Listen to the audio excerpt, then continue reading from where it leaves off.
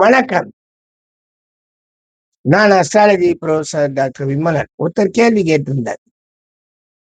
ஜாதகம் நல்லா இல்லாம, ஃபேமிலி பேக்ரவுண்ட் நல்லா இருந்து சப்போர்ட் பண்ணதுனால, அவர் நல்லா வந்துட்டார்.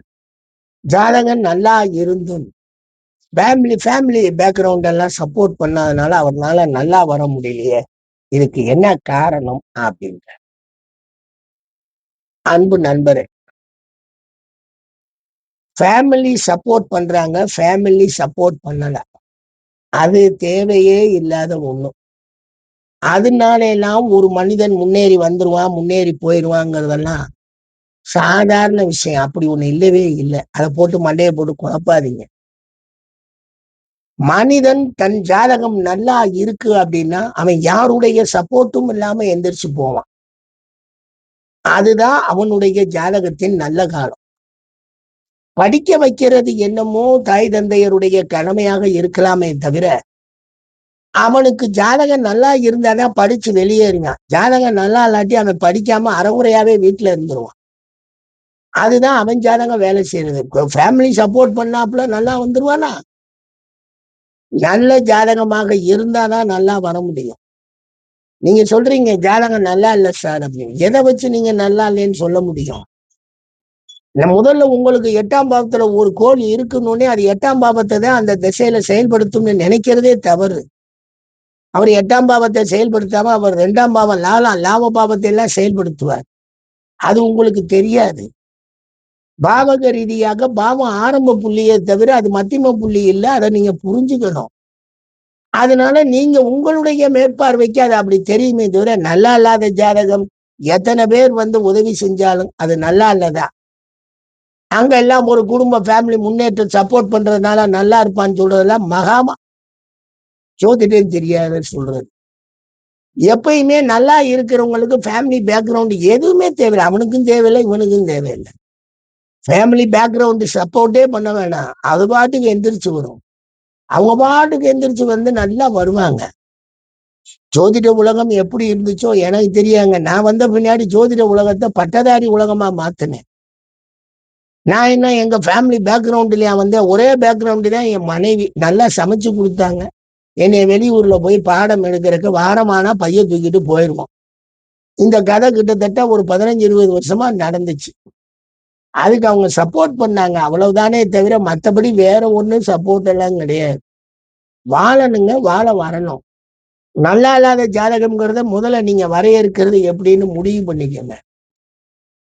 8ஆம் பாவத்துல கோள்கள் அதிகமா இருக்குன்னு ஒருத்தர் எல்லாத்துலயும் கெட்டு போயிருவாங்கிறது தவறு.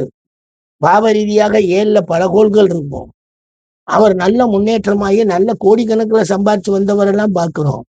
எனவே ஜாதகத்துல நிறைய விஷயங்களை தெரிஞ்சுக்கணும். நம்மளும் கெட்டு போனவர் ஃபேமிலி சப்போர்ட்னால நல்லா வந்துட்டார் இல்ல. அவருக்கு கோலே நல்லா தான் இருந்திருக்கும். ஃபேமிலியும் சப்போர்ட் பண்ணுது. அதுல அவர் டெவலப் ஆகி வந்திருக்கார். இந்த பக்கம் என்னன்னு கேட்டீங்கன்னா, இவருக்கு ஜாதகம் நல்லா இருக்கு. ஆனா ஃபேமிலி சப்போர்ட் இல்ல. அவர்னால வர முடியல. அவருக்கு எப்படி ஜாதகம் நல்லா இருக்குன்னு நீங்க தெரிஞ்சீங்க?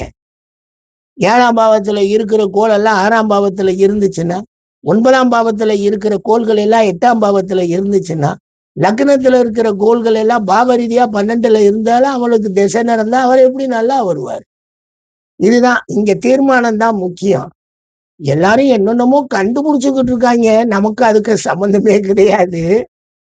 எல்லா மெத்தடு எல்லாம் யார் யாரோ என்னன்னோ சொல்லுங்க. இன்னைக்கு வரைக்கும் நாங்க சொல்லிக்கிட்டு இருக்கோம். 40 வருஷங்களுக்கு மேல ஆயிருச்சு. ஒரே பாணி தான், ஒரே மெத்தடாலஜி தான். எத்தனையோ விஷயங்களை படிச்சு அறிஞ்சாச்சு. எத்தனையோ விஷயங்களை அனுபவத்துல ஆராய்ச்சும் பார்த்தாச்சு. இந்த பரகித கணிதம்னு சொல்லக்கூடிய அந்த வாக்கிய கணிதம் வேண்டாமியா? நம்ம கண்ணால் பார்த்த திருக்கணிதத்தை கணிதம் எடுத்துக்கங்கயான்னு சொல்லி என்னைய விட்டுருங்க. மடாதிபதியான அந்த சந்திரசேகர சுவாமிகள்னு சொல்லுவாங்க, அந்த பெரியவர்னு காஞ்சி சங்கராச்சாரியார். அவரே ஒத்துக்கிட்டு அவங்களே திருக்கணிதான். இங்க நீங்க வாக்கியத்தை கையில பிடிச்சிட்டு வாக்கிய ஜாதகத்தை வச்சுக்கிட்டு கோள்கள் அமைப்புல பேசுனீங்கன்னா அதெல்லாம் உண்மையிலேயே அதான் சொல்றேன். ஜோதிடம் எங்க தவறு செய்யுதுன்னா உங்களுடைய கணிதங்கள்ல. முதல்ல ஒரு தீர்மானத்துக்கு வாங்க. வாக்கியம் அது சடங்குகளுக்கு வச்சுக்கிட்டு கோயில்ல திருவிழா நடத்துறதுக்கு அவன் வாக்கியத்தை வச்சுக்கணும். அது பரகித கணிதம். அது பழைய கணக்கு. அது எண்களை வாக்கியத்தில் கொடுத்ததால் அதுக்கு பேர் வாக்கிய கணிதம்னு பேரு. அந்த கணிதத்துல அவங்க என்னமோ கணிச்சிட்டு போறாங்க, கோயில்ல திருவிழா நடத்துறாங்க. நான் ஏத்துக்கல, மடாதிபதிகள் ஏத்துக்கல. திருவாவடுதுறை மடாதிபதியா இருக்கட்டும், அதாவது திருப்பனந்தாள் எந்த மடாதிபதியும் ஏத்துக்கல. அவர் தான் ஏத்துக்கிட்டாரு. காஞ்சி மடம் தான் ஏத்துக்கிட்டு திருக்கணியத்துல போடுதே தவிர மீதி எல்லாரும் பஞ்சாங்கத்தை வாக்கியத்துல போடுறான். அதை எடுத்து நீங்க வெறும் கோள்கள் நிலையில மற்ற கோள்கள் நிலையை கணிச்சு வச்சுக்கிட்டு இதுதான் 8ல இருக்கு, 7 8ல இருக்கு அப்படின்னீங்கனாலும் பொய்யா போகும். 9ல இருக்குனாலும் பொய்யா போகும். அதெல்லாம் கொஞ்சம் படிக்கணுங்க, கொஞ்சம் கவனமா இருக்கணும். உதவி வருதுனாலே அவன் ஜாதகம் நல்லா இருக்கு, உதவி வரலைனாலே அவன் ஜாதகம் கெட்டு போயிருக்கு. அதை முதல்ல மனசுல வச்சுக்கோங்க.